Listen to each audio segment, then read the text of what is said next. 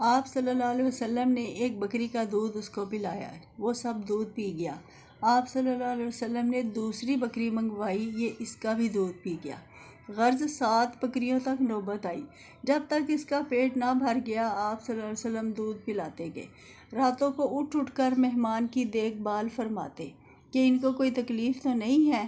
گھر میں رہتے تو گھر کے کام کاج اپنے ہاتھوں سے کرتے، اپنے پھٹے کپڑے آپ صلی اللہ علیہ وسلم سی لیتے، اپنے پھٹے جوتے کو خود گانٹھ لیتے، بکریوں کا دودھ اپنے ہاتھوں سے دھوتے، مجمع میں بیٹھتے تو سب کے برابر ہو کر بیٹھتے۔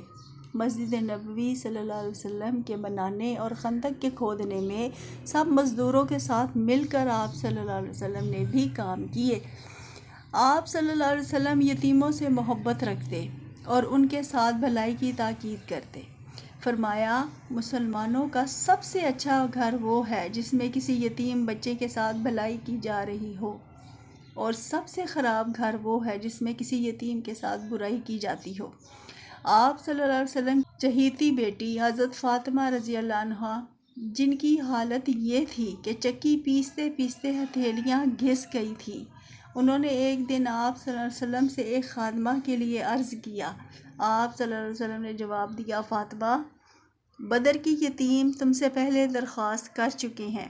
ایک روایت میں ہے کہ اے فاطمہ، صفا کے غریبوں کا ابھی تک کوئی انتظام نہیں ہوا ہے، تمہاری درخواست کیسے قبول کروں؟ غریبوں کے ساتھ آپ صلی اللہ علیہ وسلم کا برتاؤ ایسا ہوتا کہ ان کو اپنی غریبی محسوس نہ ہوتی، ان کی مدد فرماتے اور ان کی دل جوئی کرتے۔ اکثر دعا مانگتے تھے کہ خداوندا مجھے مسکین زندہ رکھ، مسکین اٹھا اور مسکینوں ہی کے ساتھ میرا حشر کر۔ ایک بار ایک پورا قبیلہ آپ صلی اللہ علیہ وسلم کی خدمت میں حاضر ہوا۔ یہ لوگ اتنے غریب تھے کہ ان میں سے کسی کے بدن پر کوئی ٹھیک کپڑا نہ تھا، ننگے بدن ننگے پاؤں۔ ان کو دیکھ کر آپ صلی اللہ علیہ وسلم پر بہت اثر ہوا، پریشانی میں اندر گئے، باہر تشریف لائے۔ اس کے بعد سب مسلمانوں کو جمع کر کے ان لوگوں کی امداد کے لیے فرمایا۔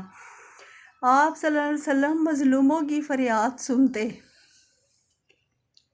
اور انصاف کے ساتھ ان کا حق دلاتے، کمزوروں پر رحم کھاتے، بے کسوں کا سہارا بنتے، مقروضوں کا قرض ادا کرتے۔ حکم تھا کہ جو مسلمان مر جائے اور اپنے ذمہ قرض چھوڑ جائے تو مجھے اطلاع دو، میں اس کو ادا کر دوں گا، اور وہ جو ترکہ چھوڑ جائے وہ وارثوں کا حق ہے، مجھے اس سے کوئی مطلب نہیں ہے۔ آپ صلی اللہ علیہ وسلم بیماروں کو تسلی دیتے، ان کو دیکھنے جاتے، دوست دشمن اور مومن و کافر کی اس میں کوئی قید نہ تھی، گناہ گاروں کو معاف کر دیتے، دشمنوں کے حق میں دعائے خیر فرماتے، جانی دشمنوں اور قاتلانہ حملے کرنے والوں تک سے بدلہ نہیں لیا۔ ایک بار ایک شخص نے آپ صلی اللہ علیہ وسلم کے قتل کا ارادہ کیا، صحابہ رضی اللہ عنہ اس کو گرفتار کر کے سامنے لائے۔ آپ صلی اللہ علیہ وسلم کو دیکھ کر ڈر گیا۔ آپ صلی اللہ علیہ وسلم نے فرمایا، ڈرو نہیں، اگر تم مجھ کو قتل کرنا چاہتے بھی تو نہیں کر سکتے تھے۔ حبار بن الاسود، جو ایک طرح سے حضور صلی اللہ علیہ وسلم کی حضرت زینب رضی اللہ عنہ کا قاتل تھا، فتح مکہ کے موقع پر اس نے چاہا کہ ایران بھاگ جائے، لیکن وہ سیدھا حضور صلی اللہ علیہ وسلم کے پاس آیا اور کہا کہ یا رسول اللہ، میں بھاگ کر ایران جانا چاہتا تھا، لیکن آپ صلی اللہ علیہ وسلم کا رحم و کرم یاد آیا۔ اب میں حاضر ہوں اور میرے جن جرموں کی خبر آپ صلی اللہ علیہ وسلم کو ملی ہے وہ درست ہیں۔ حضور صلی اللہ علیہ وسلم نے اس کو بھی معاف کر دیا۔ ہمسایوں کی خبر گیری فرماتے، ان کے ہاں تحفے بھیجتے، ان کا حق پورا کرنے کی تاکید فرماتے۔ ایک دن صحابہ رضی اللہ عنہ کا مجمع تھا۔ آپ صلی اللہ علیہ وسلم نے فرمایا، خدا کی قسم وہ مومن نہ ہوگا، خدا کی قسم وہ مومن نہ ہوگا، خدا کی قسم وہ مومن نہ ہوگا۔ صحابہ رضی اللہ عنہ نے پوچھا، کون یا رسول اللہ؟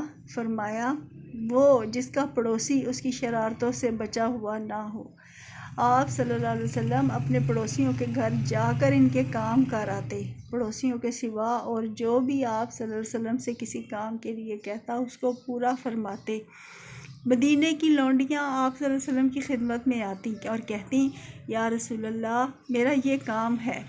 آپ صلی اللہ علیہ وسلم فوراً اٹھ کھڑے ہوتے اور ان کا کام کر دیتے۔